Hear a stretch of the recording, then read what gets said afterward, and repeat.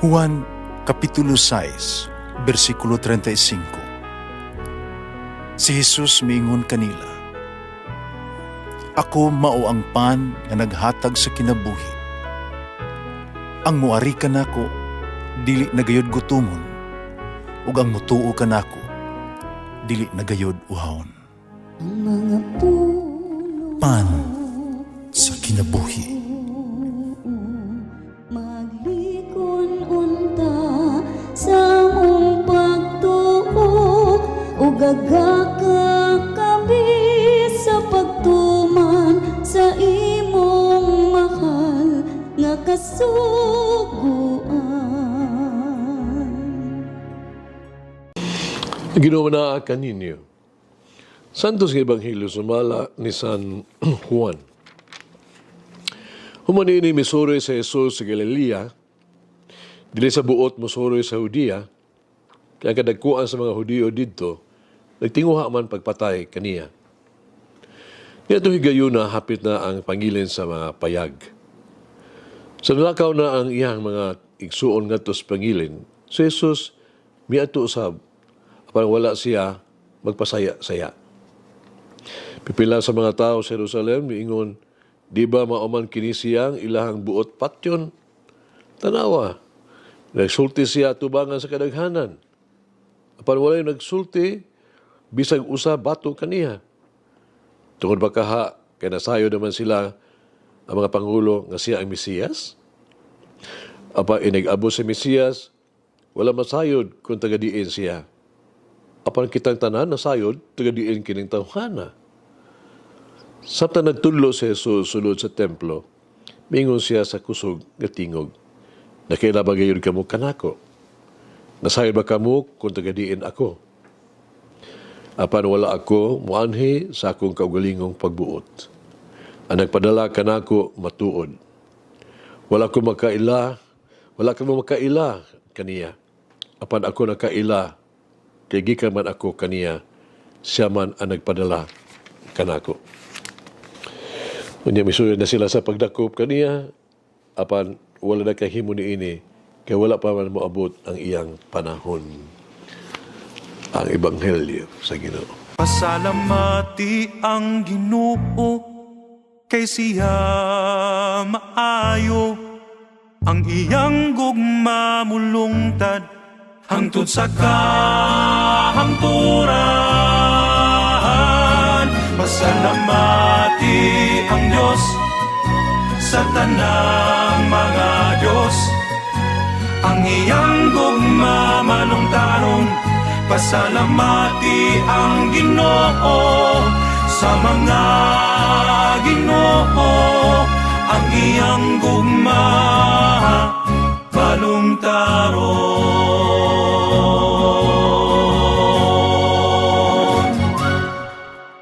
Sumala sa Ebanghelyo karon. Si Jesus dili buot mo biyahe ngadto sa Judea. Gipakita ni Jesus ang iyahang mga pagduha-duha pag-adto sa Judea, samtang ang yugto sa Ebanghelyo karong adlaw nag-asoy kung ngano sama sa gipatin-aw sa Ebanghelyo ang mga Hudiyo tungod kay nagtinguha pagpatay kaniya.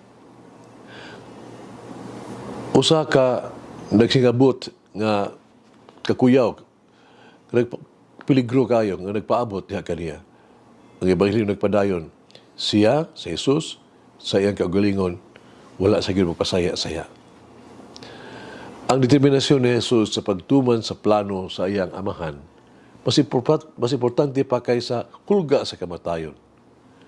Ang pagbutang sa iyang kaugalingon, ubos sa pag-atiman o pagmanalipod sa mahigugmaong amahan, mao iyang gikinahanglan aron matuman ang iyang misyon. Sa mas giingon sa usa ka komentaryo, ang misyon ni Jesus mao di lang ang pagsulti kanato bahin sa Dios, apan aron ipakita kanato gyud ang Dios. Ang usa ka paagi sa iyang gitugyan ang tanan ngadto sa amahan. Nagsalig nga ang amahan nasayod sa labing maayo alang kaniya. Lisod tingali ang misyon ni Jesus. Ang ilang gugma sa usag-usa, naghatag kaniya og kusog para mabuntog ang makalisdanan ng isangon sa misyon. Kada adlaw, kita usab aduna may mahagiton ng lain-lain mga sa atong misyon nga atong kinabuhi. Atong dapiton si Jesus nga mahimong kabahin sa to ang inadlaw nga pagdesisyon. Dako man o gamay. Kaya sayo kita nga siya magiyag yun ka nato ug magtultol ka nato. Ang pagtugyan sa to ang kinabuhi ato mga plano to ang misyon ngadto sa Ginoo dili usa ka buhat sa nga huyang ha no sa sukwahi noon kini mao buhat sa pagtuo nga nag-ila sa Dios ingog atong may gugmaong amahan nga nahibalo kung unsay labing maayo alang kanato. Kini usa ka buhat sa pagtugot sa Dios nga mahimo tang mover sa atong kinabuhi. Ang Kwaresma mao ang panahon sa pag-ila ug pagpasalamat sa presensya sa Dios sa ato ang adlaw nga pagkinabuhi. Panahon kini sa pagsalamat sa kaayo sa amahan sa ato ang kinabuhi. Tapos na ako ang usa ka kinutlo sa Facebook ba, no? Atong paampit karon. Nga atong ipaampit ninyo. Ang pagka masalamaton magpadayon no sa kandila sa paglaom nga magdilaab bisan pa sa labing ngit-ngit nga gabion. Magampo kita. Minahal nga Diyos sa panahon sa Kwaresma, tabangi kami nga ipunting itutok namong among mata kang Jesus. Tabangi kami nga pagahin og dugang mga oras sa pagigsulti ug papaminaw kanimo. Tabangi kami nga ipaambit kung unsa nga naa sa uban, magpasol kami sa mga sala. Amen. Now, may grant me the grace and the courage to live and trust. Langin ang Diyos magagahom sa tanan, Ama, Anak, Espiritu Santo. Amen. May the Lord of the divine mercy bless us all, heal us from all diseases and suffering. Ayun unta niya kita, tanang mga sakit na sa lawas, o sa kalag, body and soul. In the name of the Father, the Son, and of the Holy Spirit. Jesus, I trust in you. Amen. Whoever eats the bread of life will never hunger, says the Lord.